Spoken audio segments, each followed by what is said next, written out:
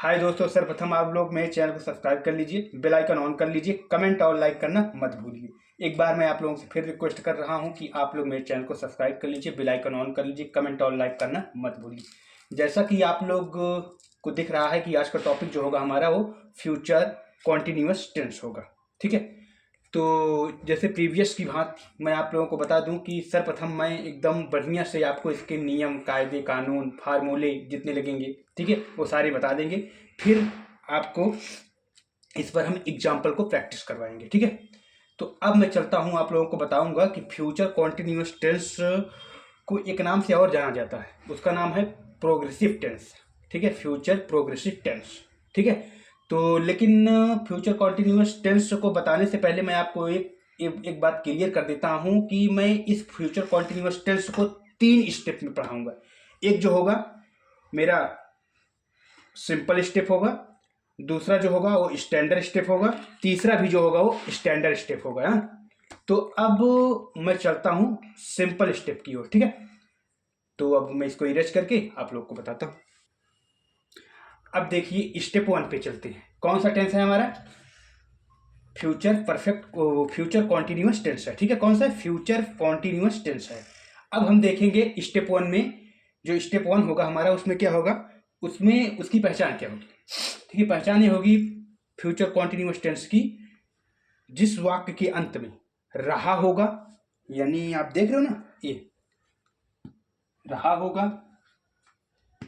रही होगी, रहे होंगे, रहा हूंगा, वाक्य के अंत में आएगा तो कौन सा टेंस होगा? फ्यूचर कॉन्टिन्यूअस टेंस होगा। वह वाक्य या वह सेंटेंस जिसके अंत में रहा होगा, रही होगी, रहे होंगे, रहा होगा आएगा, वो हमारा फ्यूचर कॉन्टिन्यूअस टेंस कहलाएगा। वो हमारा कौन सा टेंस कहलाएगा? फ्यूचर कॉन्टिन्यूअस टेंस कहलाएगा। पहचान बताने का एकदम यूनिक तरीका है, आपको रटने की जरूरत नहीं है, एकदम स्ट्रक्चर फॉर्म में लिखा हुआ है, केवल आप लोगों को देखने की जरूरत है, समझने की जरूरत है बस केवल। और फिर आपके सेंस से कभी नहीं उतरेगा, आपके माइंड से कभी नहीं उतरेगा, आप कभी इसको भूल नहीं पाओगे। ठीक है, तो क्या है पहचान फ्यूचर कॉन्टिन्यूअस टेंस का? रहा होगा, रही होगी, रहे होंगे, रहा होगा। ठीक है, जिस वाक्य के अंत में रहा होगा, रही होगी, रहे होंगे, रहा होगा आदि शब्द आए तो कौन सा टेंस होगा? वो होगा फ्यूचर कॉन्टिन्यूअस टेंस होगा। कौन सा टेंस होगा? फ्यूचर कॉन्टिन्यूअस टेंस होगा। ठीक है, अब मैं आप लोगों को फ्यूचर कॉन्टिन्यूअस टेंस का हेल्पिंग वर्ब बताऊंगा। इसमें कौन सा हेल्पिंग वर्ब लगेगा? वो हेल्पिंग वर्ब कब एक वचन पे लगे, एक वचन पे कौन सा लगेगा, बहुवचन पे कौन लगेगा, यानी सिंगुलर पे कौन लगेगा, प्लूरल पर कौन लगेगा। ठीक है, यानी सिंगुलर पर कौन सा हेल्पिंग वर्ब लगेगा, प्लूरल पर कौन सा हेल्पिंग वर्ब लगेगा। ठीक है, तो अब मैं इसको इरेज करता हूं, फिर आप लोगों को बताता हूं। अब आप लोग देखोगे helping verb, future continuous tense का हेल्पिंग वर्ब कौन कौन से हैं। ठीक है, तो हेल्पिंग वर्ब 2 हैं, एक है विल बी, एक है शैल बी। अब प्रश्न ये उठता है कि विल बी कहां लगेगा, शैल बी कहां लगेगा। तो जो शैल बी है वो आई वी के साथ लगता है, केवल आई वी के साथ शैल लगता है, बाकी सब के साथ विल भी लगा सकते हो। ठीक है, आई वी के साथ शैल भी लगेगा, बाकी सब के साथ विल भी लगेगा। ठीक है, यानी जो सेंटेंस आपको दिया रहेगा, सेंटेंस का जो कर्ता रहेगा, यानी जो सब्जेक्ट रहेगा, वो बताएगा कि कौन सा लगेगा। अगर सेंटेंस का सब्जेक्ट, यदि सेंटेंस का सब्जेक्ट आई या वी है, ठीक है, तब तो आपका शैल भी लगेगा। यदि सेंटेंस का सब्जेक्ट आई और बी को छोड़कर कुछ भी है, ठीक है, तो क्या लग जाएगा? विल भी लग जाएगा। क्या लग जाएगा? विल भी लग जाएगा। ठीक है, तो अब आप लोगों को मैं बताऊंगा कि इसमें वर्ब का कौन सा फॉर्म लगेगा, फ्यूचर कॉन्टिन्यूअस टेंस में वर्ब का कौन सा फॉर्म लगेगा, वर्ब के साथ आईएनजी लगेगा कि नहीं लगेगा, अभी मैं आप लोगों को बताता हूं। पहले इसको इरेज करता हूं। ठीक है, पहले आप लोग इसकी पिक खींच लीजिए, ले लिए स्क्रीनशॉट। अब मैं इरेज करता हूं। अब हम देखते हैं वर्ब में कौन सा फॉर्म लगेगा। तो वर्ब में फर्स्ट फॉर्म लगेगा और प्लस उसके साथ आईएनजी लग जाएगा। ठीक है, वो फ्यूचर कॉन्टिन्यूअस टेंस में जो वर्ब होगा, वर्ब मतलब क्रिया, जो क्रिया होगी उसके साथ कौन सी फॉर्म आएगी? फर्स्ट फॉर्म आएगी। ठीक है, और उसी के साथ क्या लगेगा? आईएनजी, क्योंकि कंटिन्यू कार्य रहेगा। ठीक है, इसलिए आईएनजी लगेगा। अब मैं आप लोगों को स्ट्रक्चर बताता हूं, फिर उसके बाद एग्जांपल बताऊंगा, फिर आप लोगों को अच्छे से एकदम समझ में आएगा। ठीक है, अब मैं स्ट्रक्चर की ओर बढ़ता हूँ। अब मैं फ्यूचर कॉन्टिन्यूअस टेंस का जो है स्ट्रक्चर बताऊंगा। ये अफर्मेटिव सेंटेंस का स्ट्रक्चर है पहला वाला। तो अफर्मेटिव सेंटेंस को अनुवाद करते समय या ट्रांसलेट करते समय आपको किस क्रम में रखना है, ठीक है। क्रम देखिए, सर्वप्रथम क्या होना चाहिए, आपका सब्जेक्ट होना चाहिए। फिर उसके बाद क्या होना चाहिए, विल बी या शैल बी। अब आपको हम बता चुके कहाँ विल बी लगेगा, कहाँ शैल बी लगेगा, ठीक है। फिर उसके बाद आपका वर्ब का first form plus ING plus object plus full stop. अब देखेंगे फ्यूचर कॉन्टिन्यूअस टेंस का नेगेटिव सेंटेंस बनाते समय कौन सा स्ट्रक्चर का उपयोग करोगे आप। तो स्ट्रक्चर आपके सामने है, देखते हैं। पहला क्या करोगे, पहला सब्जेक्ट लिखोगे, फिर विल नॉट बी या शैल नॉट बी। ये दोनों किसके आधार पर होंगे, सब्जेक्ट के आधार पर होंगे। कैसे होगा, कब विल नॉट भी लगेगा, कब शैल नॉट भी लगेगा, ये आप लोगों को पिछली वीडियो में बता चुके हैं, ठीक है। पिछली वीडियो में नहीं, अभी कुछ टाइम पहले बता चुके हैं। फिर प्लस वर्ब का first form plus ING plus object plus full stop, ठीक है। अब मैं इसको पहले आप लोग इसको क्या कीजिए, स्क्रीनशॉट ले लीजिए। फिर मैं इसको क्या करूंगा, इरेज करके फिर नेगेटिव का इंट्रोगेटिव का बताऊंगा, फिर इंट्रोगेटिव नेगेटिव का बताऊंगा, ठीक है।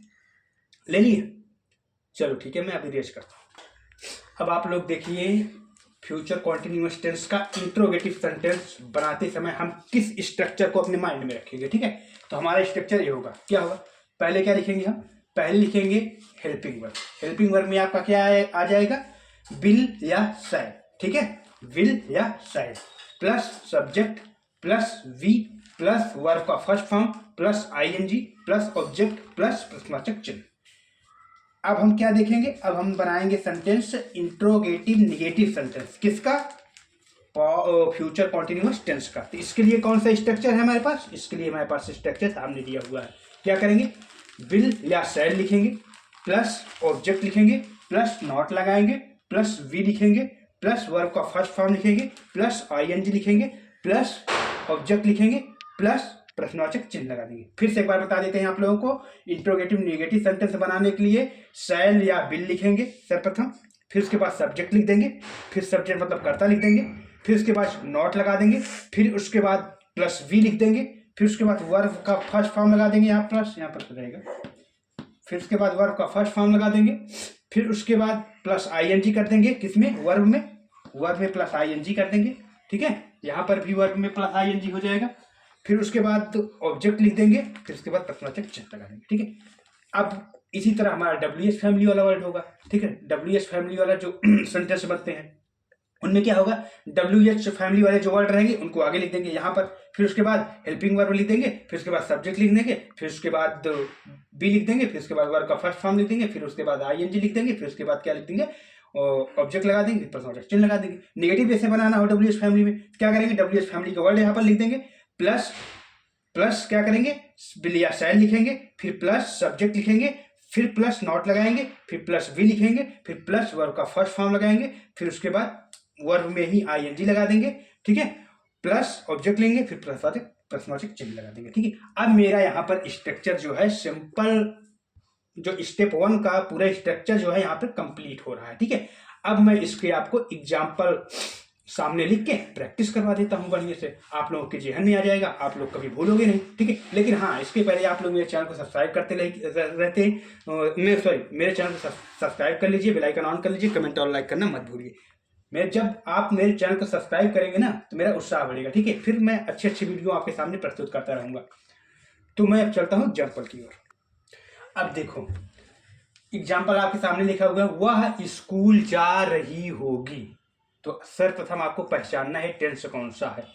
तो मैंने आपको पहचान अभी लिख के बताया था स्ट्रक्चर फॉर्म में, तो आप लोगों को याद होगा ही, ठीक है। तो उसमें देख के बताइए आप लोग कैसे आप पहचान पा रहे हो। तो आप देखोगे, मैं अभी बता देता हूँ, आप देखोगे कि सेंटेंस के लास्ट में क्या है, रही होगी, रहा होगा, रहे होंगे, ठीक है, इत्यादि शब्द आए तो वह सेंटेंस कौन सा टेंस कहलाएगा, फ्यूचर कॉन्टिन्यूअस टेंस कहलाएगा। तो यहाँ पर देखो आपका पहचान मिलता है रही होगी आपको मैंने लिखाया था अभी, ठीक है। तो इससे आप जान जाओगे कि ये कौन सा टेंस है, ये है फ्यूचर कॉन्टिन्यूअस टेंस है। चलो पहचान तो लिए आप, ठीक है। अब दूसरी बात ये आती है कि इसमें वर्ब कौन सा है। तो मैं आपको पिछले वीडियो में क्या जितना सेंटेंस का मैंने वीडियो बनाया है सब में मैं बताता हूँ, ठीक है। तो फिर भी मैं फिर भी बता रहा हूँ आपको, फिर से एक बार बता दे रहा हूँ, ठीक है। जो काम होता रहे वही क्रिया है। काम कौन सा हो रहा है? जाने का काम हो रहा है। कौन सा काम हो रहा है? जाने का। ये क्या हो गया? ये वर्ब हो गया, ठीक है। अब मैंने आपको बताया है कि वर्ब में क्या या कौन से पर प्रश्न कर लीजिए, ठीक है। क्या या कौन लगा के वर्ब से प्रश्न कर लीजिए, आपको सब्जेक्ट मिल जाएगा, ठीक है। तो मैं कौन से शुरू करता हूँ और जिससे सुटेबल आंसर आ जाए वही आपका सब्जेक्ट होगा। तो क्या जा रहा है? तो क्या मतलब क्या जा रहा है? कोई सही सुटेबल आंसर नहीं मिल रहा। कौन जा रहा है? तो वह जा रहा है। तो वह जा रहा है तो क्या हो जाएगा? सब्जेक्ट हो जाएगा, ठीक है। अब क्रिया में ही हम कहाँ करके प्रश्न कर लीजिए तो आपको क्या मिल जाएगा? ऑब्जेक्ट मिल जाएगा। कहाँ जा रहा है? तो स्कूल जा रहा है। तो स्कूल क्या हो जाएगा? हमारा ऑब्जेक्ट हो जाएगा। स्कूल क्या हो जाएगा? ऑब्जेक्ट हो गया, ठीक है। अब आपको सब्जेक्ट मिल गया, वर्ब मिल गया। अधिकतर बच्चे जो है सब्जेक्ट वर्ब और ऑब्जेक्ट नहीं पहचान पाते, तो उनका क्या होता है? ट्रांसलेशन गलत हो जाता है, ठीक है। तो आपको मैं पहचानने का तरीका बता दिया हूँ, ठीक है। तो आप क्या है, इस नियम को लगा के, इसी नियम को फॉलो करके आप क्या करोगे? अच्छे से पहचान लोगे। अब आप कभी नहीं भूलोगे, ठीक है। तो अब मैं इसका ट्रांसलेट करता हूँ, इसको अब इरेज कर देता हूँ, ठीक है। इसको मैं क्या करता हूँ, अब देखो, अब मैं ट्रांसलेट करता हूँ। तो अभी अब मैंने आपको फ्यूचर कॉन्टिन्यूअस टेंस का जो अफर्मेटिव सेंटेंस का मैंने स्ट्रक्चर बनाया था वो तो आपको याद ही होगा। नहीं याद है तो आप कॉपी करके देख लीजिए। तो मैंने क्या लिखा था? सर्वप्रथम क्या आएगा? सब्जेक्ट आएगा। सब्जेक्ट इसमें कौन सा है आपका? तो वह है।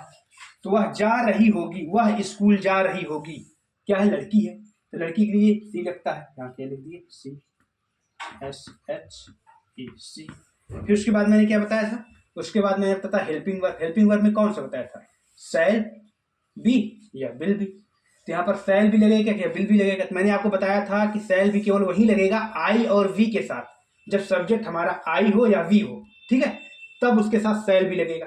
नहीं तो सभी के साथ क्या लग जाएगा? विल भी लग जाएगा। तो यहाँ मेरा जो सब्जेक्ट है वो आई वी है? आई वी नहीं है, सी है। तो यहाँ पर क्या लग जाएगा? विल भी लग जाएगा। सी विल वी क्या लग गया? सी विल वी। फिर उसके बाद मैंने क्या आपको लिखाया था? फिर मैंने उसके बाद लिखाया था आपको वर्ब का फर्स्ट फॉर्म।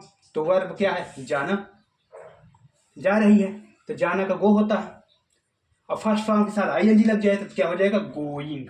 क्या हो जाएगा? गोइंग। GOIN और क्या हो जाएगा? जी हो जाएगा, ठीक है, गोइंग। फिर स्कूल जा रही है। कहाँ जा रही है? ऑब्जेक्ट आपका आ गया। फिर उसके बाद क्या है? Plus object. तो ऑब्जेक्ट क्या है? School. Going to school. SCHOOL।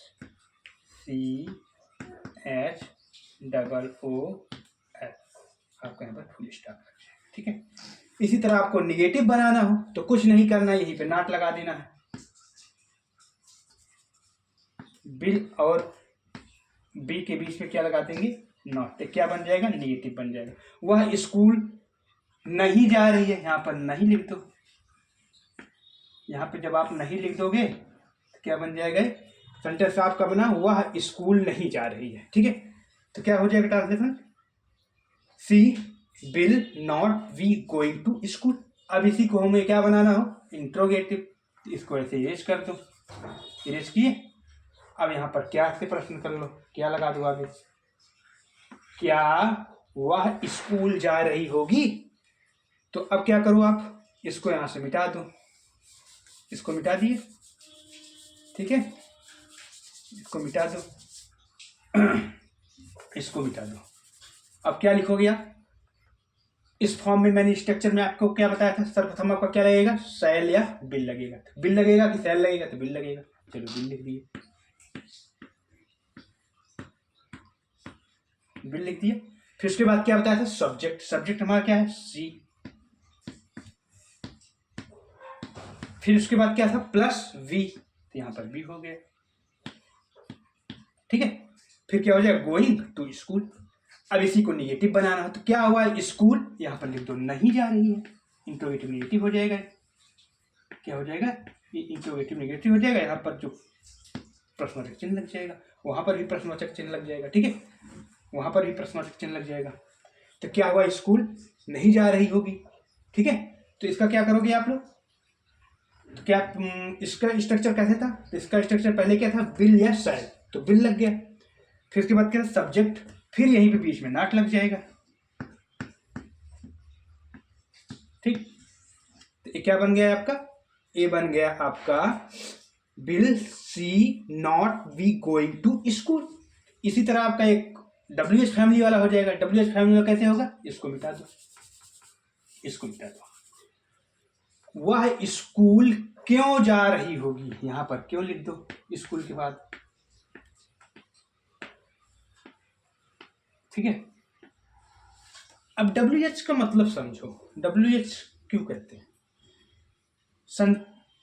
ये जो है ना, जब सेंटेंस के बीच में प्रश्न किया जाए, ठीक है, और जिससे प्रश्न किया जाए वो जो वर्ड है वो WH से स्टार्ट हो या W से स्टार्ट हो या H से स्टार्ट हो, ठीक है, उसे ही बोलते हैं WH फैमिली के सेंटेंस। ठीक है, तो अब क्या करोगे इसमें?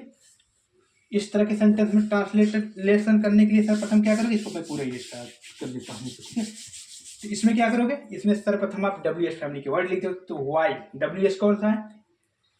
जिससे हम प्रश्न कर रहे हो कौन सा है? क्यों है। ठीक है, तो क्यों की इंग्लिश क्या होती है? वाई। जिससे हम प्रश्न कर रहे हैं जो बीच में आ रहा है उसकी इंग्लिश लिखेंगे वाई। लिख दिए, वाई हो गया। फिर उसके बाद हेल्पिंग वर्ब। हेल्पिंग वर्ब क्या लगेगा? विल लगेगा। फिर उसके बाद सब्जेक्ट। सब्जेक्ट क्या है? सी है।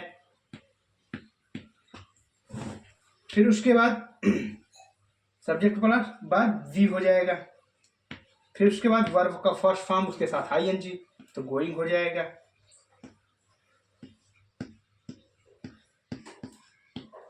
फिर टू, फिर क्या हो जाएगा? स्कूल हो जाएगा, SCHOOL। ठीक है, यहाँ पर प्रश्नवाचक चिन्ह हो जाएगा। यदि इस WH फैमिली में इंट्रोगेटिव नेगेटिव बनाना हो क्या करोगे? वह स्कूल क्यों नहीं, यहाँ पर नहीं लिख दीजिए आप, वह स्कूल क्यों नहीं जा रही होगी, यहाँ पर आप लगा दीजिए। एकदम सेम है, थोड़ा सा बदलना पड़ेगा। वाई विल सी, यहीं पर क्या लिख दीजिए? नॉट। ठीक है, तो why will she not be going to school. ठीक है, अब ये जो मेरा है प्रथम स्टेप, फर्स्ट स्टेप जो है वो हमारा समाप्त होता है। अब मैं स्टैंडर्ड फॉर्म की ओर चलता हूँ। ठीक है, तो अब मैं इसको क्या करूंगा? इरेज करूंगा। आप लोगों को समझ में आया अच्छी तरह की ना? अगर ना समझ में आया हो तो कमेंट कीजिएगा आप लोग। अब मैं सेकेंड स्टेप पे चलता। अब देखो आप, हम लोग कहाँ आ गए? स्टेप 2 पे आ गए। स्टेप 2 जो हो गए ना, वो हमारा सेंटेंस, उसमें 2 सेंटेंस होंगे। ठीक है, वो 2 जो सेंटेंस होंगे, जो पहला सेंटेंस होगा वो फ्यूचर प्रोग्रेसिव टेंस में होगा। यानी फ्यूचर प्रोग्रेसिव टेंस बोले तो वही फ्यूचर कॉन्टिन्यूअस टेंस। ठीक है, जो पहला सेंटेंस होगा वो फ्यूचर कॉन्टिन्यूअस टेंस में होगा। जो दूसरा होगा वो कहाँ होगा? प्रेजेंट इंडेफिनिट टेंस में होगा। अब इन दोनों का क्रम ये नहीं निर्धारित है कौन पहले होगा कौन बाद में होगा, लेकिन जब हम ट्रांसलेट करेंगे, ठीक है, जब हम ट्रांसलेट करेंगे तो सर्वप्रथम फ्यूचर प्रोग्रेसिव टेंस को ट्रांसलेट करेंगे। ठीक है, सॉरी, सर्वप्रथम हम फ्यूचर प्रोग्रेसिव सेंटेंस को क्या करेंगे? ट्रांसलेट करेंगे। यानी फ्यूचर कॉन्टिन्यूअस टेंस जो रहेगा, जो हमारा काम लगातार चल रहा होगा भविष्य में, ठीक है, उसको हम क्या करेंगे? पहले ट्रांसलेट करेंगे। फिर उसके बाद जो दूसरा सेंटेंस होगा उसको हम किस में करेंगे? प्रेजेंट इंडेफिनिट टेंस में ट्रांसलेट करेंगे। ठीक है, आप लोगों को समझ में आ गया? एक बार मैं फिर से और अच्छी तरीके से समझा देता हूँ ताकि आप लोगों के जेहन में उतर जाए। ठीक है, तो एक बार मैं फिर समझाता हूँ आप लोगों को। ये जो मेरा फ्यूचर कॉन्टिन्यूअस टेंस का सेकंड स्टेप है, इसमें क्या है? स्टैंडर्ड फॉर्म का सेंटेंस होगा। तो इसमें क्या होगा? इसमें 2 तरह के सेंटेंस रहेंगे। ठीक है, तो इसमें 2 तरीके के सेंटेंस रहेंगे। एक का अनुवाद फ्यूचर कॉन्टिन्यूअस या फ्यूचर प्रोग्रेसिव टेंस में होगा, और दूसरे का अनुवाद प्रेजेंट इंडेफिनिट टेंस में होगा। अब मैं इसको एग्जाम्पल लिख के आपको समझाता हूं, तब अच्छे तरीके से समझ में आएगा। अब मैं इसको इरेज करता हूं।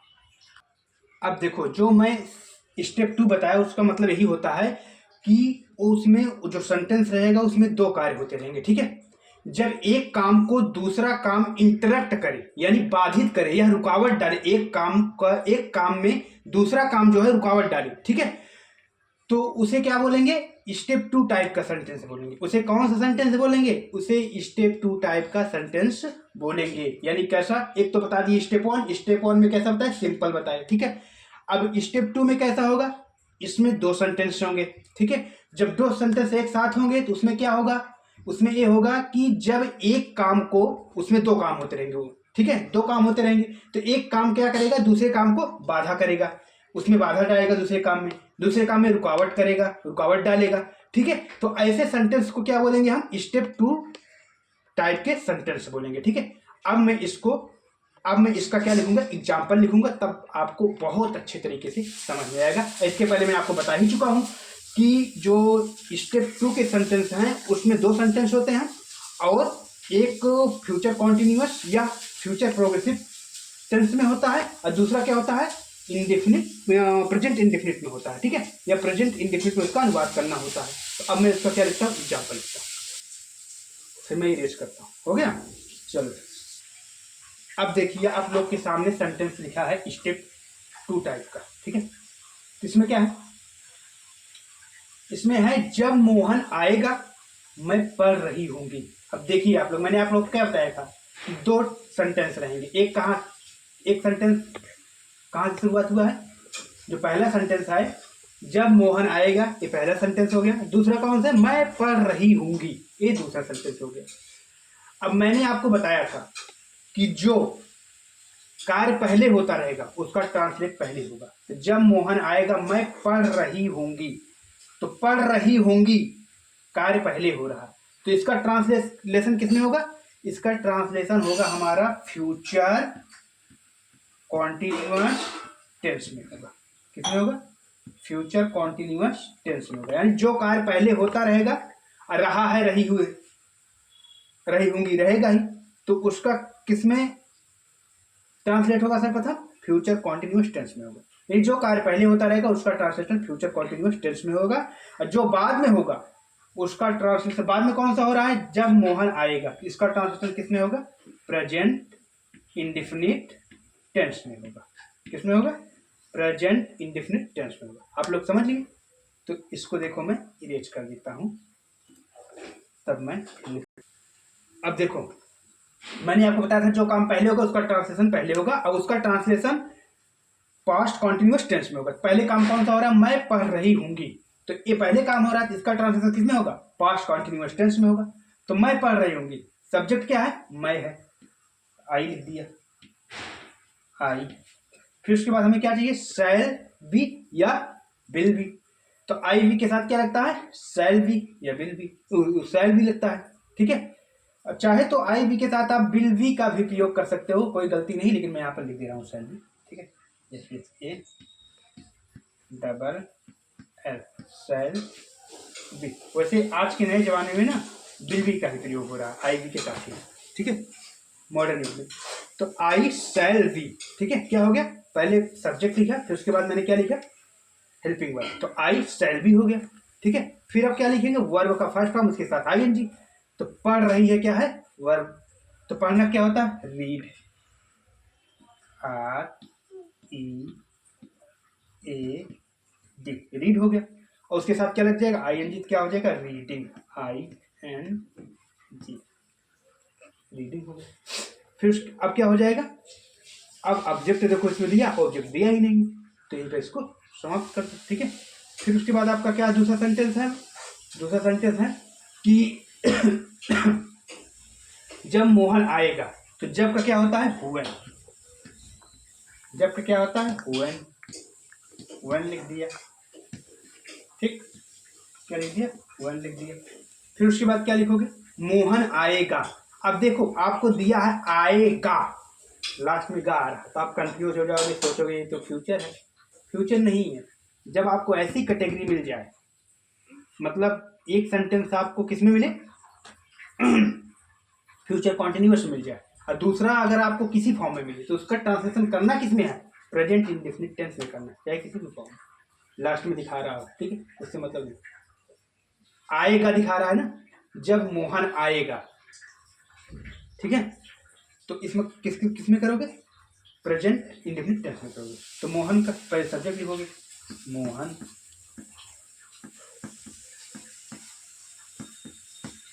ठीक है। फिर आप लोग जानते ही हो मोहन एक वचन के साथ यस या यस लगता है तो आएगा, आना कम होता है, O M E F, कम, ठीक है, यस लग जाएगा इसके साथ, ठीक है। कम कम के साथ करेंगे यस लग जाएगा, क्या हो जाएगा, I shall be reading when Mohan comes, यानी जब मोहन आएगा तो वो क्या कर रही होगी, वो पढ़ रही होगी, मैं पढ़ रही होंगी, ठीक है। जब मोहन आएगा मैं पढ़ रही होंगी। एक बार फिर से आप लोगों को समझा देते हैं। जैसे इस टाइप के सेंटेंस आपको दिया रहे, दोहरा सेंटेंस दिया रहे, लास्ट में जो पहचान रहे उसकी रही होंगी, रहे होंगे, ऐसे रहे, वो कार्य पहला होता रहे, ठीक है। तो जो कार्य पहला होता रहेगा, मतलब ऐसा सेंटेंस दिया रहेगा दो सेंटेंस, उसमें क्या रहेगा, जो कार्य पहला होता रहेगा उसको हम कहेंगे पहले ट्रांसलेट करेंगे, जो बाद में होता रहेगा उसको हम बाद में ट्रांसलेट करेंगे। लेकिन जो पहला कार्य होता रहेगा, पहचान भी देखो रहा होंगी इंडिकेट करता रहेगा, मतलब फ्यूचर कॉन्टिन्यूस पहचान दिया रहेगा जो पहला कार्य होता रहेगा, ठीक है। तो उसको हम किस में करेंगे, फ्यूचर कॉन्टिन्यूस टेंस में बात कर लेंगे। जो दूसरा रहेगा उसमें क्या होगा, उस दूसरे को हमें करना ही करना है प्रेजेंट से इंडेफिनिट टेंस में होगा, ठीक है। तो ये हो गया हमारा सेकंड स्टैंडर्ड। अब मैं आपको बताऊंगा थर्ड स्टैंडर्ड क्या, ठीक है। अब स्टेप थर्ड की हो सकती है। अब मेरा जो थर्ड स्टेप है, ठीक है, उसमें क्या होगा, जो फ्यूचर कॉन्टिन्यूअस का थर्ड स्टेप है, यानी जो थर्ड स्टेप है वो स्टैंडर्ड फॉर्म का है। तो इसमें कैसे होगा, इसमें भी दो सेंटेंस रहेंगे, लेकिन वो कैसे रहेंगे, जब दो काम एक ही समय में हो रहा, यानी दो कार्य रहेंगे उस सेंटेंस में, दो कार्य होते रहेंगे और वो दो कार्य एक ही समय में हो रहेंगे, मतलब वो का एक ही समय में दो कार्य होते रहेंगे। तो ऐसे सेंटेंस को क्या बोलेंगे, स्टेप थर्ड टाइप का सेंटेंस बोलेंगे, ठीक है। एक किसका है, फ्यूचर कॉन्टिन्यूअस टेंस का है। तो अब मैं पहले एग्जांपल लिखूंगा फिर आपको समझाऊंगा। एक ही समय में दो कार्य होते रहेंगे, ठीक है। स्क्रीनशॉट ले लीजिए अच्छे से, ठीक हो गया। मैं रेस्ट करता हूँ। अब देखो स्टेप थ्री का एग्जांपल, मैं पढ़ रही होंगी और वह स्कूल जा रही होगी, मतलब जब मैं पढ़ रही होंगी तो उसी समय वह स्कूल जा रही होगी, मतलब समय एक ही है, काम दो है, ठीक है। देखो मैं पढ़ रही होंगी और वह स्कूल जा रही होगी, जिस समय मैं पढ़ रही हूं इसका मतलब यह हुआ कि जिस समय मैं पढ़ रही हूं उसी समय कोई स्कूल जा रहा है, तो समय एक है दोनों का, लेकिन काम दो है। तो इसका ट्रांसलेशन कैसे होगा, इसका ट्रांसलेशन जो होगा दोनों सेंटेंस का फ्यूचर कॉन्टिन्यूअस टेंस में होगा, ठीक है। किस में होगा, फ्यूचर कॉन्टिन्यूअस टेंस में इन दोनों का ट्रांसलेशन होगा। चलो मैं, तो यहाँ क्या हो जाएगा, सब्जेक्ट क्या है, मैं है, यहाँ आई हो जाएगा। फिर उसके बाद हेल्पिंग वर्ब लगेगा, तो आई भी के साथ जानते हो ऐसे सैल भी लगता है, आई भी के साथ सैल भी लगता है, आप विल भी लगा सकते हो, मॉडर्न फॉर्म में यही लग रहा है लेकिन मैं सैल भी ही लगा दे रहा हूँ।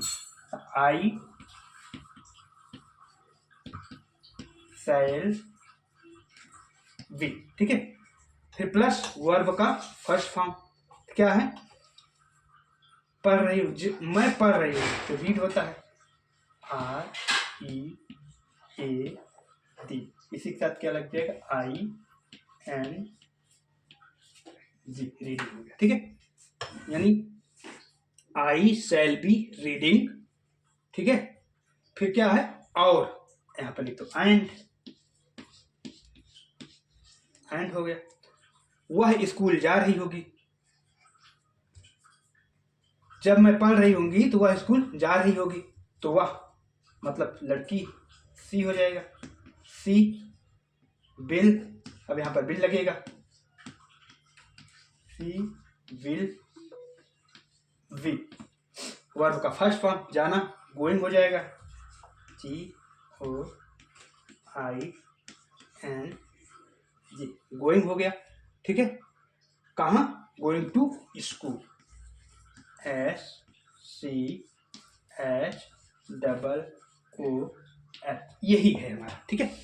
यही है हमारा स्टेप थर्ड का सेंटेंस हूँ। मैं पढ़ रही होंगी और वह स्कूल जा रही होगी। तो I shall be reading and, यहाँ पर ई लगेगा, and she will be going to school. दोस्तों आज की क्लास मेरा यहीं तक रहेगा, आज की क्लास मेरा यहीं तक रहेगा और ये फ्यूचर कॉन्टिन्यूअस टेंस जो है यहीं पर समाप्त होता है। अब जो मेरा अगला टेंस होगा वो होगा फ्यूचर परफेक्ट टेंस होगा, वो अगली वीडियो में हमारा आएगा। तब तक के लिए धन्यवाद चाहूँगा और आप लोग मेरे इस चैनल को सब्सक्राइब कर लीजिए, बेल आइकन ऑन कर लीजिए, कमेंट और लाइक करना मत भूलिए। Thank you.